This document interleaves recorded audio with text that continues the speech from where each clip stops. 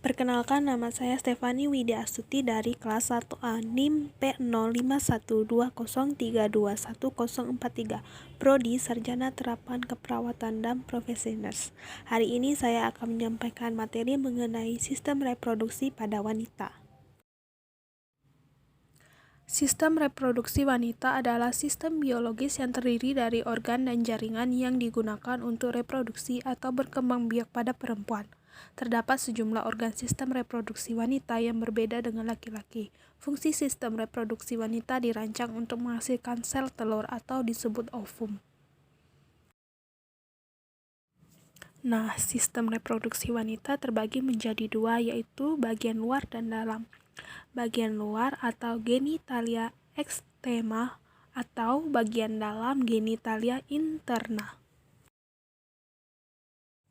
Baiklah, yang pertama yang di luar yaitu labia majora. Labia majora atau bibir besar adalah bagian yang membungkus dan melindungi organ reproduksi eksternal lainnya. Labia majora mengandung kelenjar keringat dan kelenjar penghasil minyak. Setelah masa pubertas, labia majora ditutupi dengan rambut. Yang kedua yaitu labia minora. Labia minora atau bibir kecil merupakan alat reproduksi wanita yang mempunyai ukuran. Labia minora terletak tepat di dalam labia majora dan mengelilingi bukaan ke vagina dan uretra. Kulitnya sangat halus hingga mudah teriritasi dan bengkak. Ketiga, kelenjar Bartholin. Kelenjar ini terletak di setiap sisi samping lubang vagina dan menghasilkan sekresi cairan atau lendir. Yang keempat yaitu klitoris. Klitoris merupakan tonjolan kecil yang berada di dalam labia minora.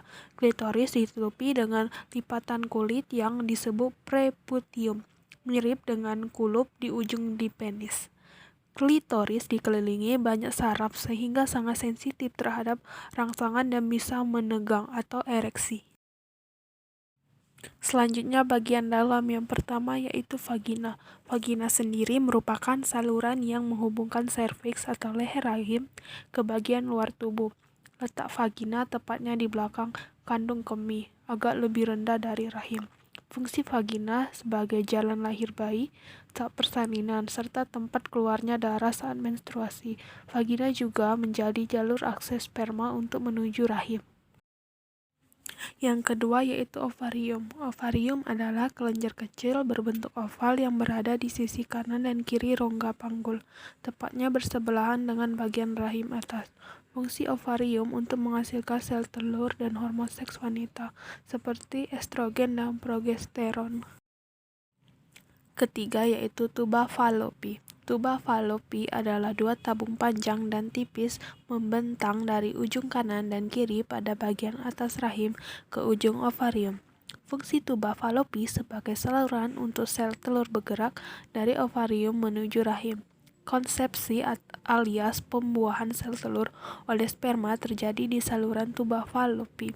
Nantinya sel telur yang berhasil dibuahi di saluran tuba Fallopi akan bergerak menuju rahim.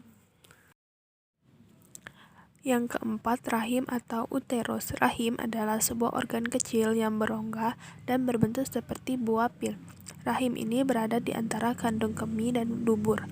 Rahim akan menjadi rumah bagi embrio untuk tumbuh dan berkembang sebelum akhirnya dilahirkan. Yang kelima yaitu leher rahim atau serviks. Leher rahim atau serviks adalah saluran berbentuk tabung di bagian bawah rahim yang menghubungkan antara rahim dan vagina. Serviks memiliki dua bagian, yaitu yang pertama ektoserviks atau dinding luar leher rahim, yang kedua endoserviks atau dinding dalam leher rahim. Fungsi sistem reproduksi wanita dirancang untuk menghasilkan sel telur atau disebut ovum. Sistem reproduksi akan mengangkut sel telur ke tempat pembuahan yang biasanya terjadi di saluran tuba. Baiklah, sekian dari penyampaian saya. Terima kasih.